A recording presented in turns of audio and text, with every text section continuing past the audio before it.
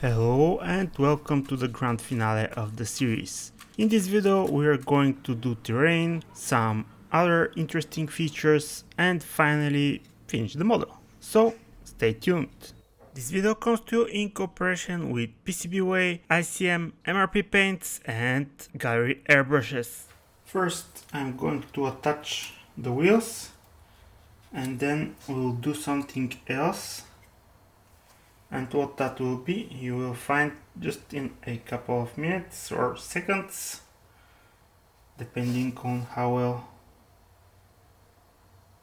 this assembly goes.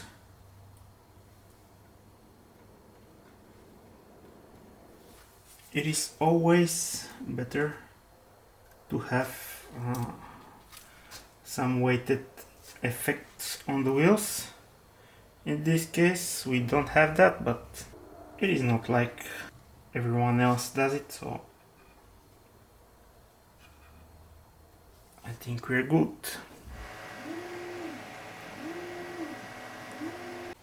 This is a simple display base that I have 3D printed on my FDM printer, and now I'll try to make it look like a terrain that corresponds to the dirtiness of the aircraft. First I'm going to slap on this dark earth terrain from AK. It is an acrylic product. Smells somewhat nicely and carries the possibility of a huge mess behind it.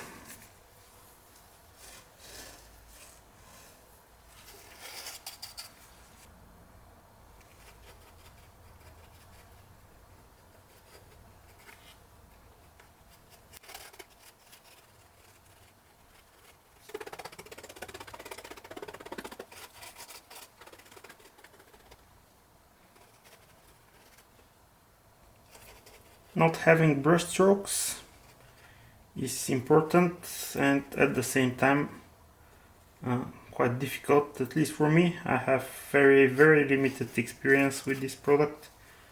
I have used it only once on a small vignette, so let's see how will I do this time.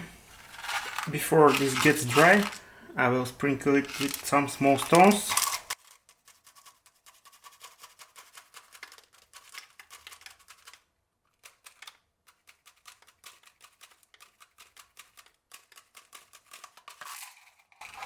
And also I'm going to make an impression from the wheels of the helicopter. One of those stones is exactly where I want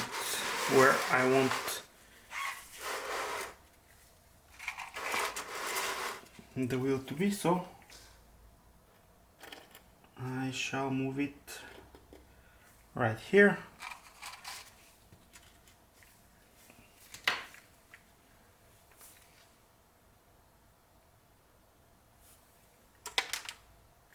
Yes, that's great. I knocked off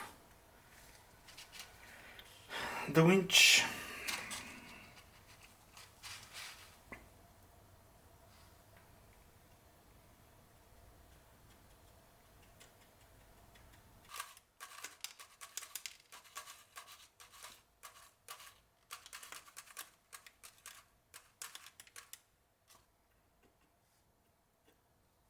And now I will leave this to cure. Now that this thing is mostly dry, I notice a few spots where the 3D printed surface texture is visible, so I will add a little bit more of the paste where it needs to be. After an overnight of drying time, I'm going to apply black primer.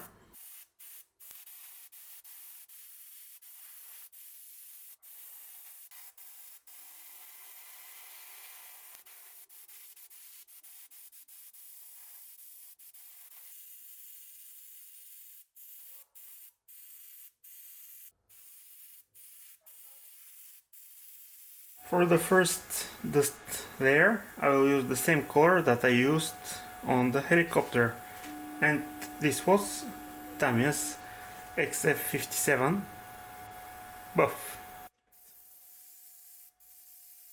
I am spraying the paint from above to get some of that zenithal highlighting effect.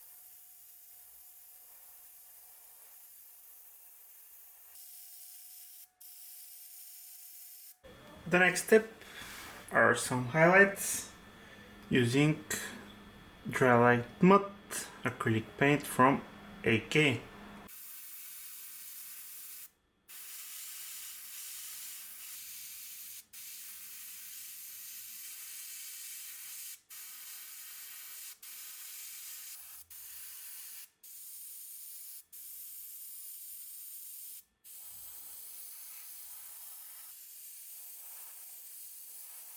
The next step will be some shaded areas using dark earth, but I'm not really sure this step will work as I want it, so let's see what's going to happen.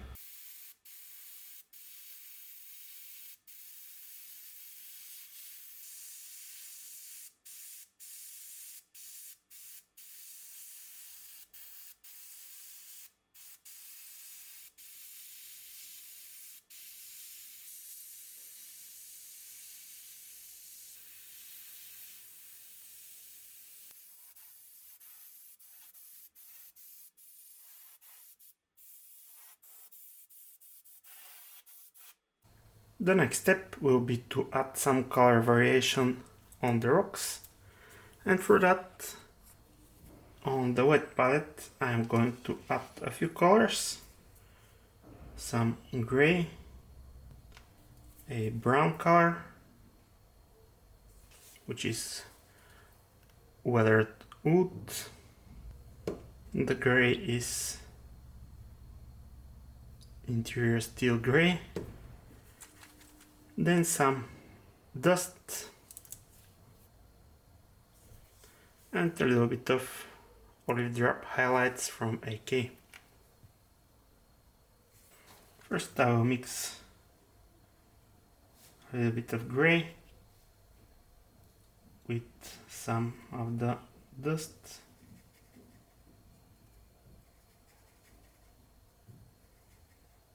This video is sponsored by PCBWay. Most of you know them for custom PCBs, but they also offer professional 3D printing services. Whether you are after a resin, SLS or even metal parts, PCBWay delivers high precision results perfect for model building or custom tools. For a limited amount of time, PCBWay has a special offer on TPU prints. The bigger the weight, the bigger the discount, which can get to 80% off. So order now. Uploading your design is easy. Just head to their website, choose your material and get an instant quote. No back and forth, no surprises. And I will pick out a few of the rocks.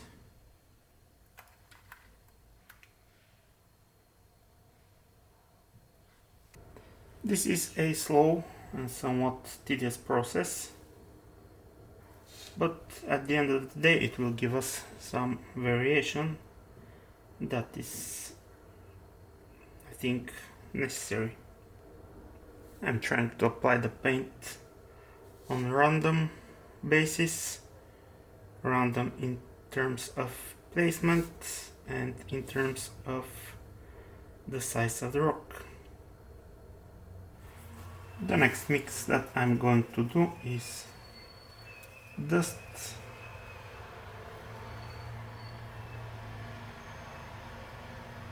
and a little bit of the brown.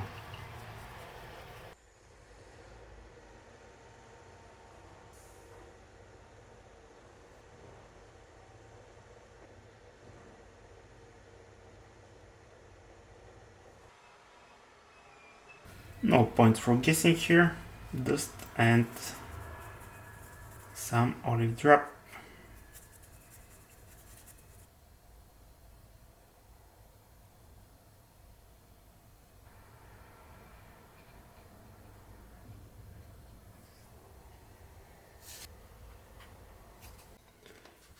And this is how our little rock formation looks like. Definitely a touch better than a uniformly colored rocks. So let's move on. With an overnight drying time of the gloss varnish, now it is time to apply the tan filter that we have on the helicopter as well. I did some dilution with white spirit. I want this to be more of a wash than anything else, but still it will blend the tonal variation in a hopefully natural way. So let's get started.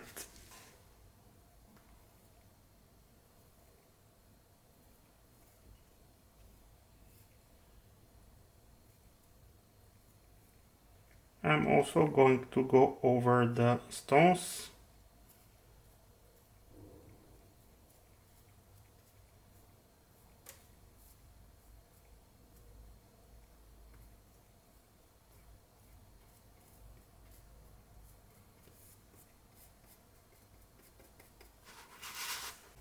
Well, this is how it looks while wet, and let's wait and see how it will look when it dries.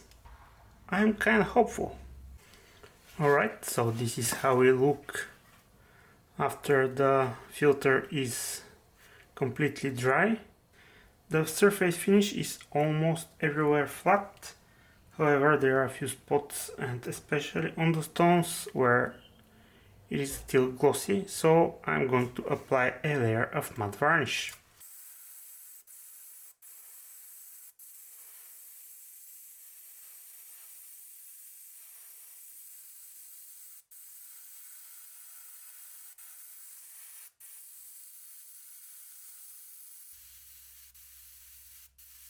Now let's attack the final boss with some buff oil paint and dry brushing brush.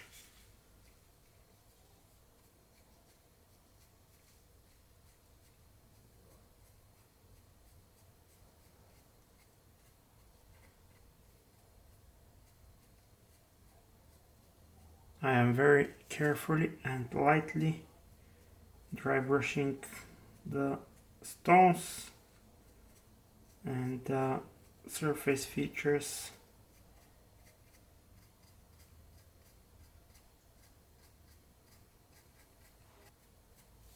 To give them back that slightly lost definition. Just like in the cockpit of the aircraft, the oil paint dry brushing gives us very soft and natural looking highlights.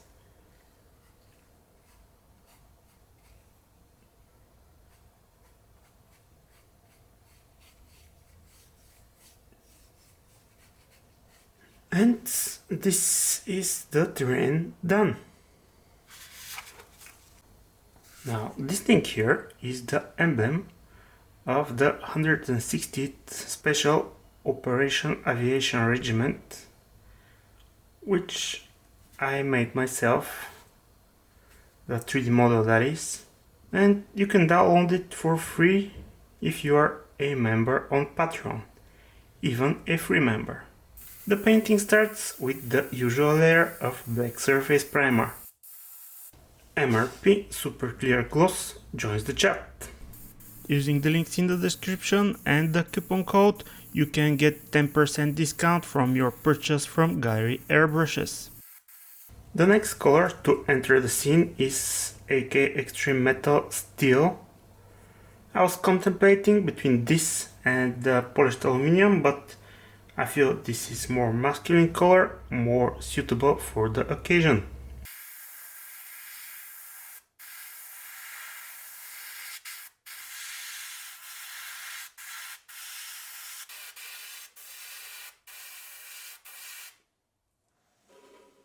With the steel paint ready, dry, I will start the application with brush of this blue color from Life Color Paints. It has definitely seen better days, but I think I can squeeze one last game out of it. I will also add a small amount of drying retarder so that the paint can live longer in the cup and also on the paintbrush. And as a paintbrush I use this pointed number 3 Revel brush, and maybe some dilution will be. Now I haven't used this combination, so let's see if it's going to blow up.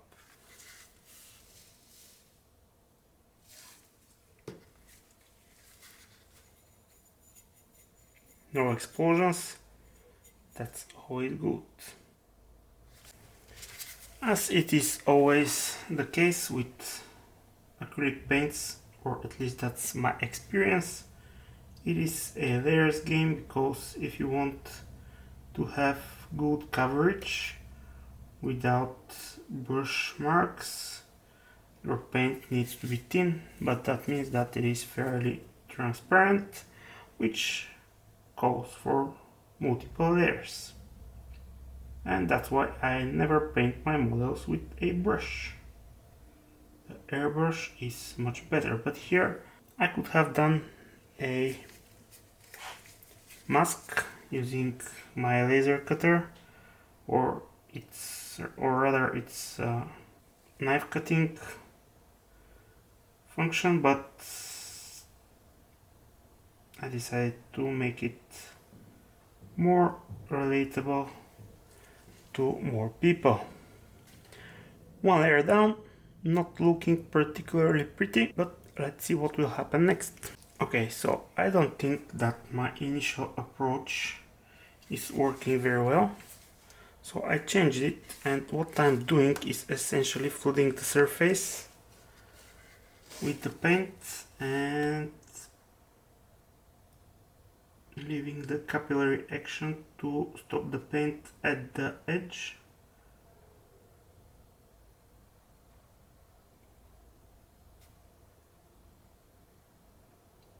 At least when drying, the paint will dry more even and probably will give me a better coverage after the drying time elapses. Also, since the paint does not dry very fast when in that quantity, I don't get the issue like this here, where slightly older paint meets fresher paint and it gets frankly ugly. So let's see how this will help me in my quest to paint this emblem somewhat presentably. After the drying, I think we are looking pretty good, and now it is time to do the white, in this case with an Italian color. Unfortunately it is flat, but we'll have to do something about this a bit later. Here I will need more delicate touch because the details are smaller, thus easier to make mistakes, and overcome the capillary action that stops the paint to get down into the grooves.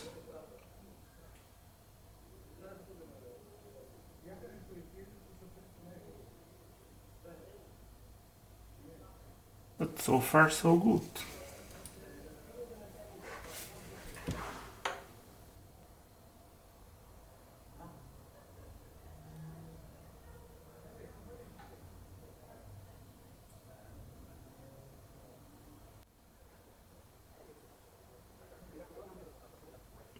Okay, we are going strong, but I managed to feel couple of small gaps, and I think it is time to switch to a finer brush. Not that this is a guarantee for anything, but maybe it will be a bit easier. Later, when it all dries, I'll try to make a black wash to get into the grooves, but if I don't have to, it would be better. Alright, with this horse of a man complete, we are looking good. I did manage to fill some of the grooves, but I will deal with that later. After a overnight drying time, this looks much better. Both colors are flat, the white and the blue, and I think maybe I should leave them that way because it kind of pops out. So the next color will be this yellow paint for the moon.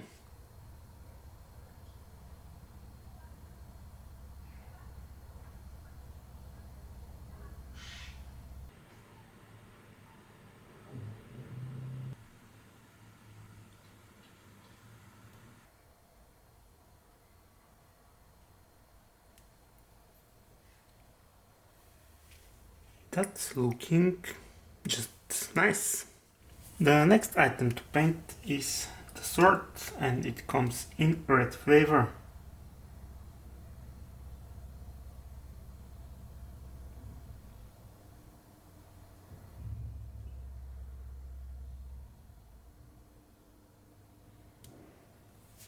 That's the only red color I have, but I think it will do the job.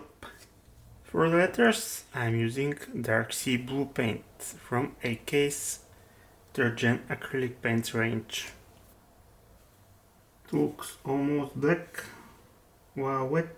Let's see how it will look once it is dry.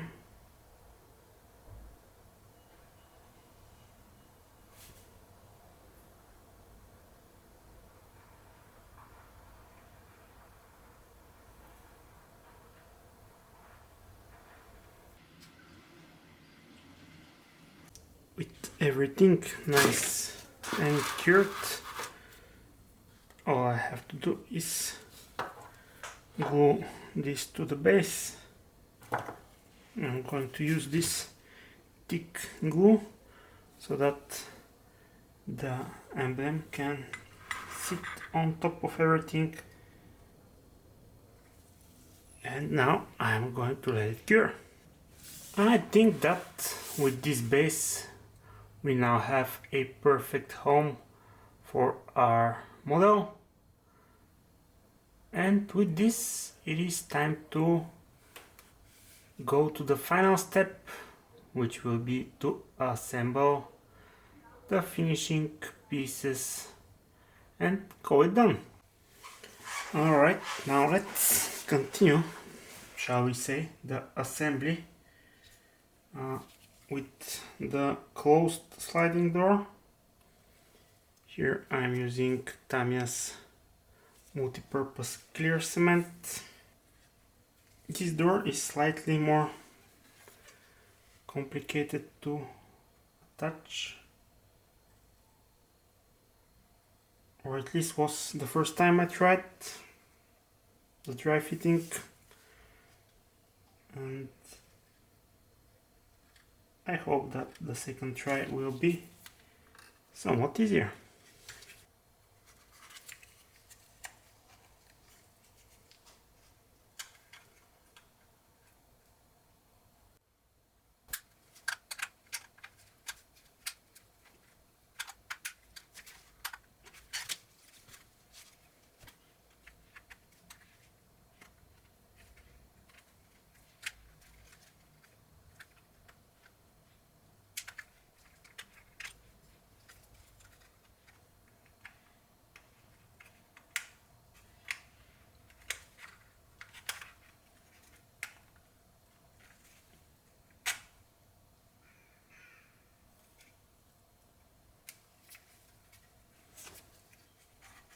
So the key is to put it on the rail as it is supposed to slide in. It happens super easy and no need to wrestle it like I did. So there is a top tip for you. The small windows that are covering the gunner opening, when opened, are living on top of each other. So that's how I'm going to mount them right now. Again, some of Tamiya's multi-purpose cement. It is supposedly safe for clear parts.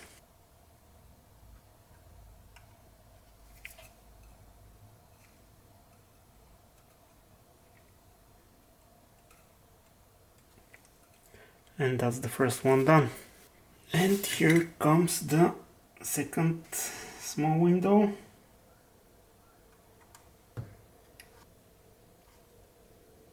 I'll give it a little bit of an offset just so they're not exactly on top of each other.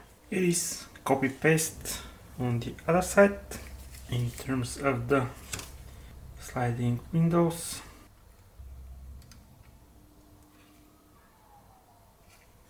the sliding door I will put in the open position.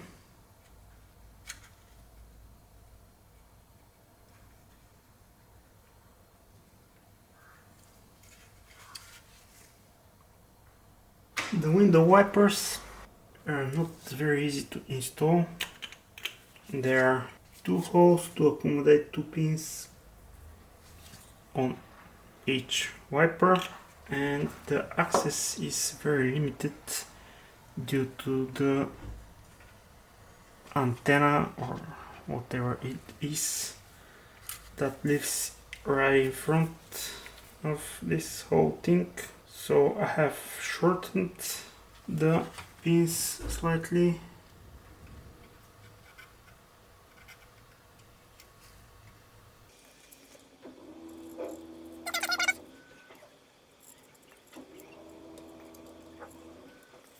Probably those wipers should have been mounted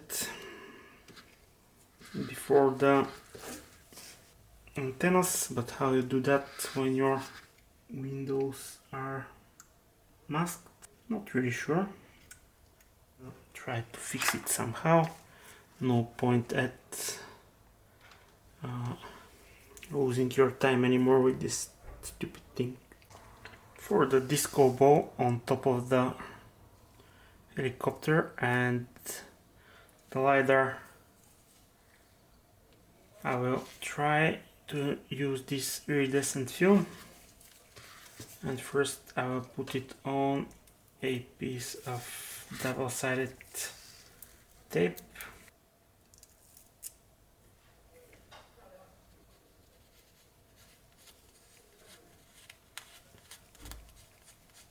Not bad at all, actually, it worked. Next up, I'm going to try and cut a few strips.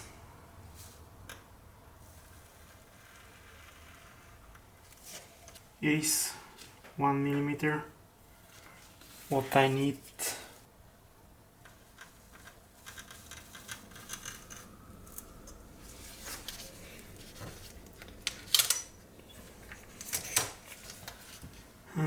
This does not really work like that. Let's see if a new blade will make any difference. Or the angle, maybe the angle is at fault right here. Much better. Now I have peeled back the backing sheet and I will try to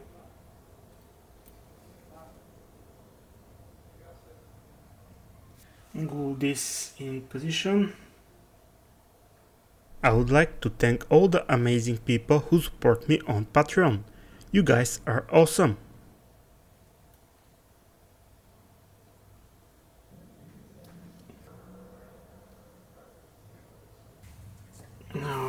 varnish it down so it can hopefully get these square contours a little bit more faithfully.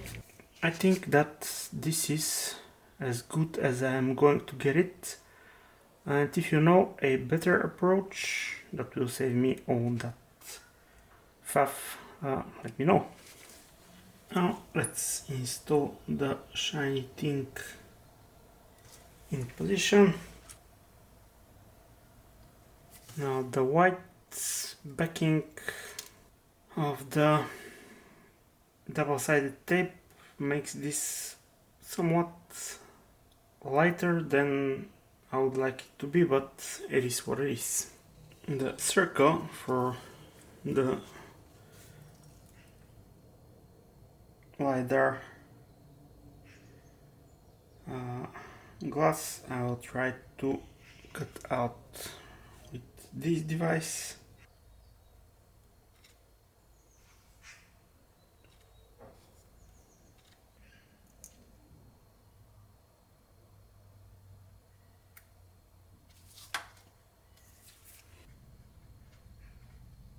And there we have it. Next up, let's put the miniguns in position. Here I will rely on super glue. A little bit awkward to install, but the fit is good. Next in position goes the winch hook. Here the hole that is supposed to receive the pin of the hook is ridiculously small, and that's something that I should have checked. The tail rotor does not have any issues staying in place without any glue, so I will take advantage of that and I will not be gluing it down because it will be much more comfortable to transport the model to shows and stuff, so that's how it's gonna be.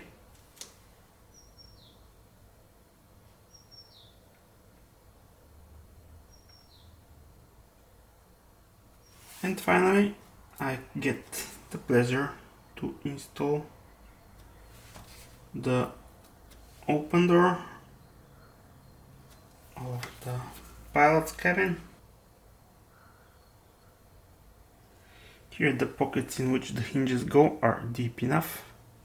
Maybe this is a bit too wide.